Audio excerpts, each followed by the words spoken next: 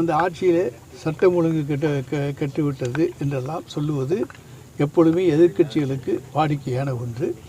அதிலே உள்பிரச்சனைகள், அதாவது அரசாங்கத்தினால் ஏற்பட்ட எந்த பிரச்சனையும் அல்ல, முன்விரோதம் காரணமாக மற்ற காரணங்களாலே ஏற்பட்ட பிரச்சனைகளாலே சில அசம்பாவிதங்கள், படுகொலைகள் இவைகளெல்லாம் நடைபெற்றிருக்கின்றன. இவற்றுக்கு அரசு எந்த வகையிலும் பொறுப்பாக முடியாது என்றாலும் அது தடுக்க வேண்டியது எங்களுடைய கடமை. எனவே முன்னெச்சரிக்கை நடவடிக்கையாக இப்பொழுது யார் யாரெல்லாம் இந்த மாதிரி ரவுடிசத்தில் ஈடுபடுவார்களோ அவர்களை நாங்கள் முன்னெச்சரிக்கை நடவடிக்கையாக கைது செய்து வந்து கொண்டிருக்கின்றோம். அதைத்தான் நாங்கள் செய்ய முடியுமே தவிர ஒவ்வொருவருடைய இதயத்திலும் என்ன இருக்கிறது என்பதை ஊடுருவி சென்று பார்க்க முடியாது. இவரை கொலை செய்ய போகிறாரா இல்லையா என்றெல்லாம் பார்க்க முடியாது. ஆனால் வஞ்சம் தீர்க்கின்ற செயல்கள் இருக்கின்ற காரணத்தாலே இந்த படுகொலைக்கு இந்த படுகொலை தான் பதில் என்று ஒவ்வொரு கூட்டமாக இன்றைக்கு திட்டம் தீட்டி செயல்பட்ட காரணத்தாலே தான் இந்த சம்பவங்கள் நடந்தன.